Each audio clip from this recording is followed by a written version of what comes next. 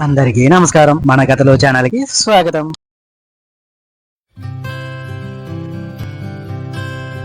అందరికీ నమస్కారం.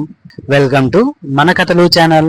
మన యొక్క ఈ ఛానల్లో పెద్దలు పిల్లలకి చెప్పడానికి ఉపయోగపడే వ్యక్తిత్వ వికాస మరియు మనోవికాస కథలు, పిల్లల చతురతకు ఉపయోగపడేటటువంటి తెనాల రామలింగడి కథలు మరియు అక్బర్ బీర్బల్ కథలు, అదేవిధంగా నీతి కథలు మొదలైనవి మన ఛానల్ ద్వారా వీడియోల రూపంలో అందించబడను. మీ యొక్క ఆదరాభిమానాన్ని సబ్స్క్రైబ్ అండ్ లైక్ రూపంలో మా ఛానల్ పై చూపించగలరు.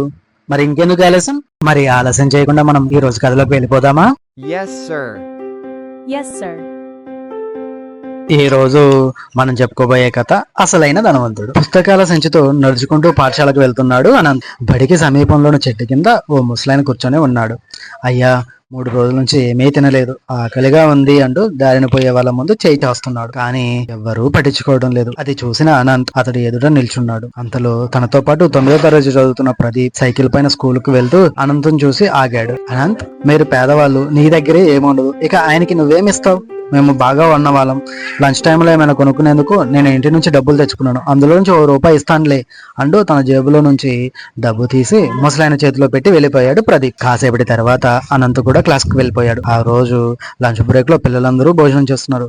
ఒక పక్కన కూర్చున్న అనంత్ దగ్గరికి ప్రదీప్ వచ్చి, ఏంట్రా అన్నం తినడం లేదు అని అడిగాడు. వాడు తన లంచ్ బాక్స్ ని స్కూల్ కు వచ్చే దారిలో ఆకలితో కనిపించిన ఓ ముసలాయనకి ఇచ్చేశాడట. తక్కువ చెప్పాడు మరో విద్యార్థి రవి. మరి ఇప్పుడు నీకు అన్నం ఎలా అడిగాడు ప్రదీప్. ఒక్క పూటే కదా, పర్వాలేదు, ఆ తాత 3 రోజుల నుంచి ఏమీ తినలేదట, అందుకే నేను తెచ్చుకున్నది ఇచ్చేసాను, సాయంత్రం ఇంటికి వెళ్ళాక తింటాను కదా, పర్లేదు అంటూ బదిలిచ్చాడు అనంత్. నేను నా దగ్గర అదనంగా ఉన్న డబ్బులు కొంత దానంగా ఇచ్చాను, కానీ నువ్వు నీ కోసం తెచ్చుకున్న అన్నాన్ని ఇచ్చావు. నిజమైన దానం నీదే, అసలైన ధనవంతుడు నువ్వే అంటూ తన భోజనంలో సగం అనంతకి ఇచ్చాడు ప్రదీప్.